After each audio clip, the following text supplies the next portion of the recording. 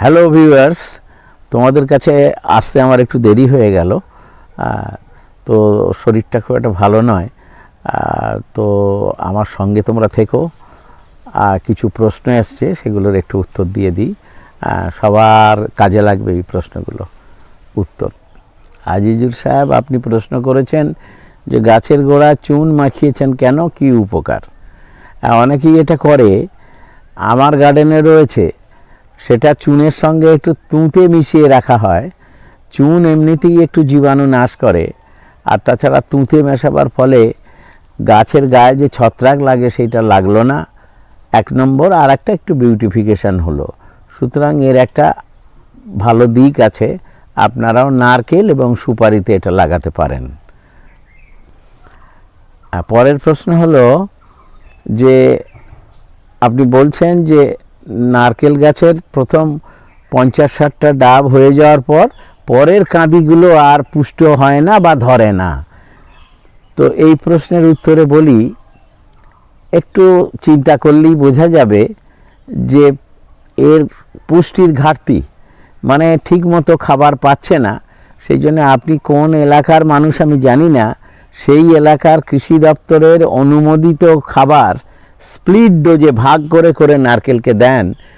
আর নারকেলে ওই পুষ্টি পদার্থ, অর্থাৎ ওর খাবার, যে খাবারগুলো পটাশ, ফসফেট, ইউরিয়া, বিশেষ করে বোরন, তারপরে জিঙ্ক এবং ম্যাগনেসিয়াম আর জৈব পদার্থ সংমিশ্রণে যে পুষ্টি ওরা সংগ্রহ করে, সবগুলি ডাবের বৃদ্ধির জন্য সহায়ক। অর্থাৎ কেউ শাঁস গঠন করে, কেউ খোল গঠন করে, কেউ নারকেলের কোয়ালিটিটা বাড়ায়। অর্থাৎ বোঝাই যাচ্ছে যে পুষ্টির খুব অভাব। তো আপনি ওই সময়, আমার সাজেশান হলো, আমার অভিজ্ঞতা হলো, আপনি তো রাসায়নিক সারের সাথে জৈব সার দিচ্ছেনই প্রায় সারা বছরে 100 কেজি। সেই সঙ্গে আপনি জীবামৃতম বলে আমি যে ভিডিওটা দিয়েছি, ওটাকে তরল সার বলতে পারেন।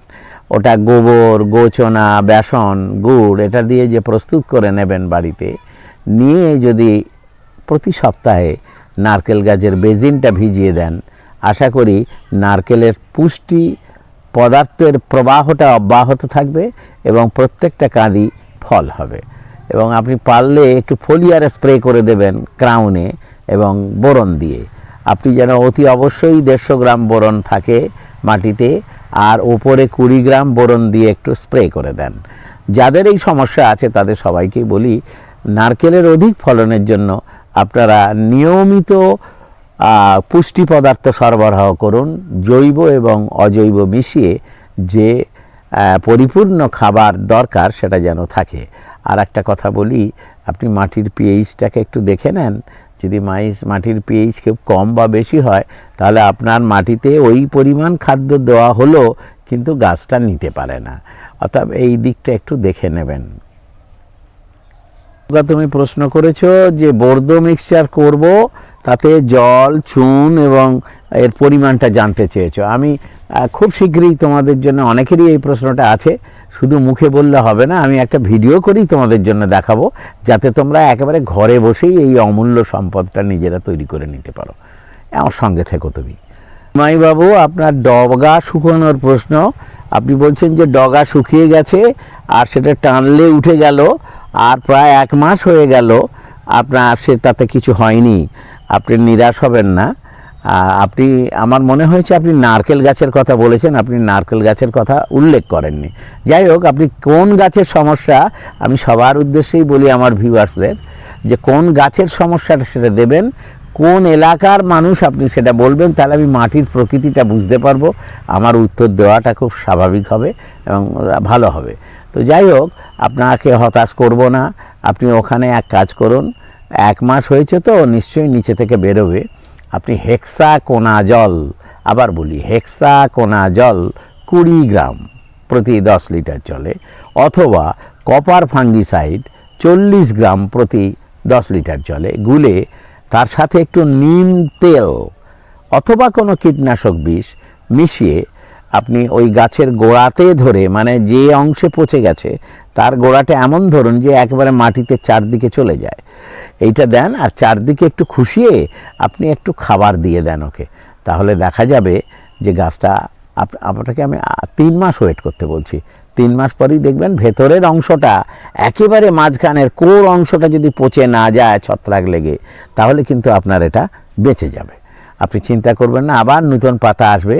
তাহলে হেক্সাকোনাজল অথবা ব্লাইটক্স, সঙ্গে নিম তেল অথবা ক্লোরোপাইরিফস, একটা রাসায়নিক কীটনাশক, এই দুটো মিশিয়ে গাছের গোড়ায় সপ্তাহে 1 দিন করে মোট 3 বার স্প্রে করুন। আশা করি আপনার ভালো কাজ হবে। সমীরবাবুর প্রশ্ন, উনি নারকেল গাছের গোড়ায় লবণ এবং সালফার দিয়েছেন, মানে গন্ধক। সমীরবাবু, আপনি কোন এরিয়ার লোক আমি জানি না। সাধারণত আমরা বলে থাকি নারকেলে লবণ না দিতে। তবে এখনকার আপডেট বা বর্তমান গবেষণায় উঠে এসছে যে কিছু ল্যাটেরাইট জোন, যেখানে কাঁকুড়ে মাটি, সেই সব জায়গায় লবণ দেওয়ার একটা রেওয়াজ আছে। গাছ পিছু 250 গ্রাম। আপনি কতটা দিয়েছেন আমাকে বলেননি। তবে সালফার কোনো নিশ্চয়ই ক্ষতি করবে না, এবং যদি অল্প পরিমাণ দেন তেমন কিছু ক্ষতি করবে না। আপনি একটু জল দিয়ে দেন। আর লবণ দেওয়ার যদি আপনার খুব ইচ্ছে হয়, তাহলে আপনি একটা কাজ করবেন, ওর যে ক্লোরিন থাকে না, সেটা তাড়াতাড়ি ফুল ফল আনতে সাহায্য করে। এই জন্যই অনেকে লবণ দেওয়ার সুপারিশটা করে, কিন্তু তার থেকে লবণ দিতে গিয়ে ক্ষতি করে বসে সোডিয়ামটা থাকায়। তো আপনি মিউরিয়েট অফ পটাশ দেবেন বা সালফেট অফ পটাশ দেবেন, তাতে প্রচুর ক্লোরিন আছে, সেটা আপনার কাজে লেগে যাবে। অ্যামোনিয়াম ক্লোরাইড দেবেন, সেটা আপনি ক্লোরিন পাবেন। তাহলে লবণ আর দেবেন না। যদি আপনি পাথুরে জায়গার লোক হন, ওই বছরে 1 বার 250 গ্রাম জলে গুলে চারদিকে দেওয়ার রেকমেন্ডেশনটা আছে। আপনি করে দেখুন কেমন হয়। আপনার চিন্তার কিছু কারণ নেই, ক্ষতি তেমন হবে না। যদি ক্ষতি হয়, একটু বোর্দো মিক্সচার বা কপার ফাঙ্গিসাইড গাছে দিয়ে দেবেন। গোপাল মহাপাত্রজি, আপনি প্রশ্ন করেছেন, আপনি কোথাকার মানুষ লেখেননি কিন্তু। যাই হোক, আমি বলি, আপনি সুপারি গাছের লবণ দেওয়া লাগবে কিনা, এটাই আপনার প্রশ্ন। সুপারি গাছে কোথাও লবণ দেওয়ার সুপারিশ নেই কোনো কৃষি গবেষণাগারে, তো আপনিও দেবেন না। অযথা লবণ দেবেন কেন? বরং আপনি সুপারি গাছে যেটা দেবেন, সেটা জৈব পদার্থটা বেশি দেন। ভার্মি কম্পোস্ট, নিম খোল, আপনি করঞ্জা খোল, এগুলোর রেকমেন্ডেশনটা আছে। পাতা পচা সার, পোলট্রি পচা সার, এইগুলো ট্রাইকো কম্পোস্ট, এইগুলো দিয়ে যদি আপনি সুপারি গাছকে করেন, তবে সুপারি গাছের গায়ে চুন এবং ব্লাইটক্স দিতে পারেন আপনি। অনেকের প্রশ্ন যে ছাদ বাগানে আপনি ভিডিও করছেন না কেন? হ্যাঁ, করার ইচ্ছে আছে। আমি একটু নানা কাজে ব্যস্ত থাকি। আমি খুব শিগগিরই আপনাদের জন্য ছাদ বাগানে, সুন্দর একটা ছাদ বাগানে ভ্যানিলা কীভাবে করা যায়, বিভিন্ন সবজি কী করে করা যায়, বিভিন্ন ফল কী করে করা যায়, সেটা আমি বলবো আপনাদের। সেই জন্য আমার সাথে থাকবেন, আমার সাথে বরাবরের জন্য থাকুন। আমি আপনাদের এই রকম প্রশ্ন আমাকে করবেন, নতুন নতুন ভিডিওর কথা বলবেন, আমি আপনাদের চেষ্টা করব করতে। আর আমার সাবস্ক্রাইব করবেন, বেল বটন টিপবেন, যেগুলো আপনারা করেন আর কি, তাতে আমরা একটু উদ্দীপ্ত হই, আমরা একটু উৎসাহিত হই, সেগুলো করবেন। আর একজনের একটি প্রশ্ন আছে, সায়ন্তবাবু, আপনি প্রশ্ন করেছেন যে আমাদের এখানে এই রোটারি ক্লাব আই ক্যাম্প করছে, নানা রকম হসপিটালের সমস্ত জনকল্যাণমূলক কাজ করছে, এরা এগ্রিকালচারে এদের কি ভূমিকা আছে? তো সায়ন্তনবাবু, আপনার উদ্দেশ্যে বলি, আপনি একটা ভালো পুরনো কথা আমাকে মনে করে দিয়েছেন। আমার এখানে আমি যখন ডাইভার্সিফাইড এগ্রিকালচার করি, তখন লি মরিস বলে একজন হর্টিকালচার প্রফেসর, উনি রোটারিয়ান ছিলেন, রোটারির ইন্টারন্যাশনাল থেকে আর লন্ডন থেকে উনি আমার এখানে এসেছিলেন, এবং আমার ফার্মিং সেক্টরটা দেখে উনি খুব উদ্দীপ্ত হয়েছিলেন। এবং রোটারি, আমরা যখন 1986-এ প্রথম ওয়েস্ট বেঙ্গলে টমেটো কাল্টিভেশনটা শুরু করতে যাই with the help of our government, তো সেই সময় রোটারি পিপল, তখন বিডি খৈতান ছিলেন ওদের প্রেসিডেন্ট, উনি খুব উৎসাহ নিয়ে হুগলিতে এই এগ্রিকালচার প্রজেক্ট করেন, তাতে ওল এবং টমেটো নিয়ে। এটা আমার খুব ভালো মনে আছে। এবং সেই সময় আমি ভারত চেম্বার অফ কমার্সের অ্যাগ্রোহটি অ্যাডভাইসার ছিলাম। তো সেই সুবাদে আমি রোটারিয়ানদের কাজকর্ম দেখেছি, এবং ওদের কাজকর্ম দেখে আমি খুব আনন্দিত হয়েছি যে এরাও এগ্রিকালচার সেক্টর নিয়ে মানুষের জন্য ভাবে। এবং সেই সঙ্গে মাঝে একদিন আমি ওদের রোটারিতে এই জৈব চাষ, অর্গানিক ফার্মিংয়ের ওপরে ওরা একটা ওয়ার্কশপ করেছিল প্রচুর ছোট ছোট এনজিওকে নিয়ে, এবং সেই এনজিওরা খুব কাজে উৎসাহ দেখেছিল। তাতে আমার মনে হয়েছে যে এগ্রিকালচারে রোটারিয়ান পিপলসদের, রোটারিয়ানদের একটা ভূমিকা আছে, এবং এদের একটা পজিটিভ দিক আছে, যারা এরা মানুষের কাছে চলে যায়। তো আমার এখানে যে স্পাইসেস হচ্ছে ডেভেলপমেন্ট একটা হর্টিকালচারের ভেতরে ভ্যানিলা, গোলমরিচ, কর্পূর, সিনামন, তেজপাতা, তারপরে আপনার জায়ফল, এগুলো প্রচুর একটা বৈদেশিক মুদ্রা এবং আমাদের রাজ্যে বাইরে থেকে এই মশলাগুলো আমদানি করতে হয়। এগুলোর যে কাল্টিভেশন, সেই নিরিখে আমি বলবো যে কোনো রোটারিয়ানরা যদি এই ওয়েস্ট বেঙ্গলে স্পাইসেস কাল্টিভেশনের বর্তমানের প্রবলেম এবং প্রসপেক্ট এবং একটা সম্ভাবনা প্রবাবিলিটি আছে, এর উপরে যদি এরা কিছু কিছু ওয়ার্কশপ বিভিন্ন জায়গায় করে, তাহলে মানুষের মধ্যে একটা উদ্দীপনা সৃষ্টি হবে নতুন নতুন চাষের। সুতরাং এই দিক থেকে সমস্ত রোটারি পিপলসদের কাছেও আমার অনুরোধ, তারা যেন এগুলো নিয়ে একটু ভাবনা চিন্তা করে। এবং আপনারাও যে সায়ন্তনবাবু আপনি যেটা বলেছেন, রোটারিয়ানরা একেবারে শুধু হসপিটাল, মেডিকেল, হেলথ এগুলো নিয়ে কাজ করছে না, এরা টুকটাক কাজ করেছে।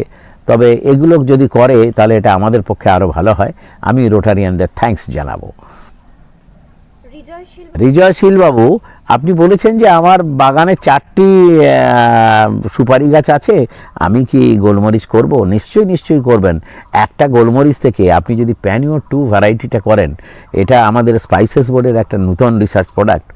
এর যদিও আরও প্যানিওর সিরিজ বেরিয়েছে, তো সেখানে আমরা দেখেছি 5 থেকে 7 কেজি আমাদের ওয়েস্ট বেঙ্গল ক্লাইমেটে খুব আরামে হয়, এবং কেরলে সেটা 12 কেজি পর্যন্ত হয়েছে। সুতরাং 4টে গাছে আপনি 4-5 20 কেজি যদি গোলমরিচ পান, তার বাজার মূল্যটা আপনি দেখুন। আপনি অবশ্যই সুপারিতে, ওই 4খানা সুপারিতে ভ্যানিলা গোলমরিচ করুন, এটা আমি বলবো। আমি তো সেটাই চাই যে 1খানা গাছ আছে করুন, 2খানা গাছ আছে করুন। ওই ছায়া, ওই সুপারির তলার জায়গাটা আপনি মিস করবেন কেন? যদি এক লাইনে থাকে, গাছকে জুড়ে দিয়ে আপনি ভ্যানিলাও আড়াআড়ি দিয়ে দিলেন, আর ওপরে গোলমরিচ উঠে গেল, যেটা আমার গার্ডেনের একটা মডেল, সেটাও আপনি করতে পারেন। একসাথে সুপারি, গোলমরিচ এবং ভ্যানিলা, আর 2টো গাছের মাঝখানে একটা এলাচ দিয়ে দেন, দেখুন না কতগুলো পয়সা আসে। অথচ খুব অল্প প্রয়াসে, অল্প চেষ্টায়, অল্প পয়সায় বাড়ির আবর্জনাই এর সার। অঞ্জনবাবু, আপনার প্রস্তাবে আমি খুব আনন্দিত। আমার অ্যাড্রেসটা গুগলসে লোকেট করা আছে, আপনি ওটাকেও সার্চ করে পাবেন। তবু প্রতিটি প্রশ্নোত্তর পর্বে আমার হোয়াটসঅ্যাপ নাম্বার, আমার ঠিকানা, আমার ফোন নাম্বার দেওয়া থাকে। কাইন্ডলি আপনারা সবাই এটা দেখে নেবেন। তবু আমি এই প্রশ্নোত্তর পর্বে দিয়ে দিচ্ছি, আপনি স্ক্রিন থেকে দেখে নেন। তবু একটা শর্ট হচ্ছে, যেখানেই আসুন আপনি diamond Harbour, south 24 diamond Harbour এসে ওখান থেকে 15 কিলোমিটার দূরে আমার বোটানিক হেভেনের ফার্ম, অতএব আপনি লোকেট করে নেবেন। তাছাড়া আপনি ফোনে আমার সঙ্গে কথা বলে, হোয়াটসঅ্যাপ নাম্বারে কথা বলে আসুন। আপনার এই শুভ উদ্যোগকে একটা সাফল্য পাক, এবং আমার অভিজ্ঞতা তো আপনার সাথে থাকবেই। আমার ভিউয়ার্সরা আমার থেকে আরও ভালো ফার্মিং করুন এবং তারা দেশের মানুষকে নতুন নতুন অভিজ্ঞতার কথা জানান, এটাই তো আমি চাইব। আমি চাই আমার লিটারেট জেনারেশন তারা যেন ফার্মিংটাকে অবহেলা না করে একটা সুন্দর ডাইভার্সিফায়েড ক্রপ ফার্মিং করতে পারেন। হ্যাঁ সুলাইমান সাহেব, আপনি পেয়ারা গাছের সঙ্গে কতটা দূরে সুপারি গাছ? এখন সমস্যা হলো আপনার পেয়ারা গাছ কত ডিস্ট্যান্সে আছে আমার জানা নেই। সুতরাং আপনি যদি পেয়ারা বাগানটা করে থাকেন, একটু নিজস্ব আইডিয়া করে নেবেন। ফাঁকে ফাঁকে একটা সুপারি থেকে আর একটা সুপারি অন্তত 5 থেকে 6 হাত ডিস্ট্যান্সে রাখুন। পেয়ারার ক্ষেত্রে ওদের যেমন সেই রকমই রাখুন, সেটা আপনাকে ঠিক করতে হবে। আর নইলে কোনো অ্যাগ্রোনমিক বইয়ে যেগুলো মেনশন করা থাকে সেগুলো আপনি দেখে করতে পারেন। আম গাছের ভেতরে তো ওই ছায়াতে আপনি অনেক কিছুই করতে পারেন ভাই। আম গাছের তলাতে, একদম মাটির তলাতে আপনি আদা দিতে পারেন, ওল দিতে পারেন, হলুদ দিতে পারেন। পাশে আপনি গাছের গায়ে গোলমরিচ চড়াতে পারেন, খুব ভালো হয়। এবং পাশে আপনি ভ্যানিলা দিতে পারেন, এতগুলো ফসল। তাছাড়া সবসময় সিম্বায়োটিক প্ল্যান্ট, যেখানে একটু ফাঁক পাবেন সেখানে অড়হর দিয়ে দেন, সজনে দিয়ে দেন বাউন্ডারি ক্রপ হিসাবে। এরকম নানা ফসল হয়।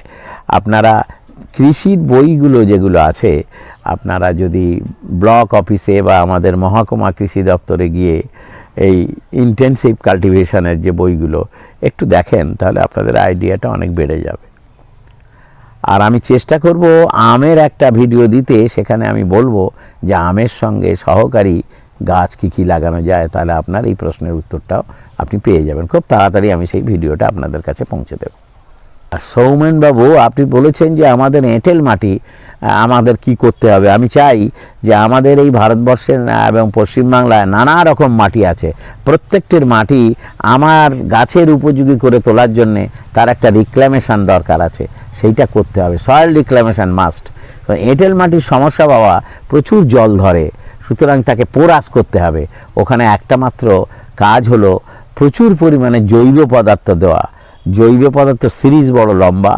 ভার্মিকম্পোস্ট একটা জৈব পদার্থ, পাতা পচা একটা জৈব পদার্থ, গোবর একটা জৈব পদার্থ, পোলট্রি সার একটা জৈব পদার্থ, নানা রকম জৈব পদার্থ দিয়ে আপনি মাটিটাকে, ছাই একটা জৈব পদার্থ, কলা গাছ জৈব পদার্থ, এগুলো কেটে কুটে সমস্ত মাটির তলায় দেন। আর কোনো চাষ করতে গেলে আপনি বেড আর নালা করুন, সেখানে জৈব পদার্থ দিয়ে দেন। সব থেকে ভালো হয় আপনি যখন বেড করবেন তখন মাটির তলাতে খড় দিয়ে দেবেন, পচা খড়, পল খড়। এর পরের বছরে ওগুলো পচে মাটি হয়ে যাবে, এবং সেই মাটি ধানের আগড়া, ধানের চিটে আর গুড় এইটা মিশিয়ে দেন, মাটিতে জীবামৃতাম ঢালতে থাকুন, তাহলে দেখবেন কয়েক বছরের মধ্যে মাটির মধ্যে প্রচুর ছিদ্রযুক্ত হয়ে গেছে। মাটিতে প্রচুর কেঁচো দিয়ে দেন, সে ন্যাচারাল টিলারের মতো আপনার মাটিকে খুব ভালো করবে। এইভাবেই করতে থাকবেন, তাহলে দেখবেন আপনি শুধু রাসায়নিক সার কখনোই এঁটেল মাটিতে দেবেন না, সে আরও শক্ত হয়ে যাবে। থেকে এক ভাই আমাকে ছবি পাঠিয়েছে যে আমার কয়েকটা গাছ খুব ভালো আছে আর কয়েকটা গাছের একটু প্রবলেম। সে ছবিগুলো আমি স্ক্রিনে আপনাদের দেখাচ্ছি। এগুলো বেশিরভাগই পুষ্টিগত অভাব এবং একটু ছত্রাক লেগেছে। আপনার চিন্তা করার কিছু কারণ নেই, বেশি বৃষ্টি হলেই এগুলো কমে যাবে। আপনি একটু জল দেবেন, গাছের গাটাকে ভিজিয়ে দেবেন। আর যে ওষুধের কথা আমি বলছি যদি দেন তাহলে খুব ভালো হয়। প্রথম কথা হলো, গাছের গোড়ার মাটিটা জীবামৃতাম বা তরল সার দিয়ে প্রতি সপ্তাহে ভিজিয়ে দেন। আর গাছে আপনাকে যে ওষুধ স্প্রে করতে হবে সেটা আবার বলি, হেক্সাকোনাজল অথবা ব্লাইটক্স বা কপার ফাঙ্গিসাইড, তার সঙ্গে একটু নিম তেল, বারে বারে এটা আমি ভুলে যাচ্ছিলাম, নিম তেল, হ্যাঁ, সেটা আপনি বানিয়ে নিতে পারেন, নিয়ে গাছে নিয়মিত স্প্রে করুন। আর একটা জিনিস, মূল খাবার যেটা আপনার গাছগুলো দেখে আমার মনে হয়েছে ফাঙ্গাস লেগেছে, সাথে সাথে বোরনের প্রচুর অভাব ভাই। অর্থাৎ 150 থেকে 200 গ্রাম বোরন আপনি গাছের গোড়ার মাটিতে চারদিকে ভিজিয়ে দেন, দিয়ে আর পাতাতে 20 গ্রাম 10 লিটার জলে গুলে বোরন, জিঙ্ক আর ম্যাগনেসিয়াম 15 দিন অন্তর একবার করে স্প্রে করুন। আশা করি এই বর্ষা এলে গাছগুলো ঠিক হয়ে যাবে। আর বৃষ্টি কম হলে তখন এই প্রবলেম হয়। আপনার মালদার মাটিটা তো শুকনো একটু বেশি, আমার মনে হয়, সেটাকে আমাকে বলেননি আপনি, তবু আমি গেছি। ওল্ড মালদা যেগুলো, সেগুলো তো অনেকটা ওই বালি মাটি, আর গাছের চেহারা বা গাছের গোড়ার অংশ দেখে মনে হয়েছে জলটা কম পায়। সেই জন্য আপনি জলের ব্যবস্থা করবেন, এবং গাছের গোড়া একটা মালচিং করে রাখুন, খড় বা পাতা দিয়ে একটা মালচিং করে রাখুন, তার ওপরেই জীবামৃতামটা দেবেন। জীবামৃতাম মানে আবার বলি, গোবর, গোচনা, বেসন, গুড়, এটা আপনি যেভাবেই হোক অল্প করে কালেকশন করে একটা ড্রামে তৈরি করুন। প্রয়োজন ভুলে যদি যান তাহলে আমার ভিডিওটা দেখুন, জীবামৃতাম তৈরির পদ্ধতি, সেটা দেখে নিয়ে নিজেরা করুন। তাতে ব্যয়টা কম হবে আর রোগটা সেরে যাবে। এত চিন্তার কারণ নেই, নারকেল সহজে মরে না। আর যদি একেবারে দেখেন যে খুব খারাপ হয়ে যাচ্ছে, তাহলে 50 ml হাইড্রোজেন পারক্সাইড 5 লিটার জলে গুলে গাছের চারদিকটা ভিজিয়ে দেন। তার 3 দিন বাদে 1 কেজি ছাই ভালো করে জলে গুলে আবার ওইটা দিয়ে দেন। মাঝে মধ্যে জল দিতে থাকুন, দেখবেন আপনার গাছ ভালো হয়ে গেছে। আজকের ভিডিওটা এখানেই শেষ করলাম।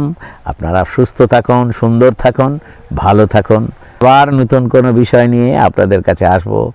আপনাদের এরকম বারে বারে প্রশ্ন করবেন, আমি সেই প্রশ্নের উত্তর দিতে থাকব আমার অভিজ্ঞতার ভিত্তিতে।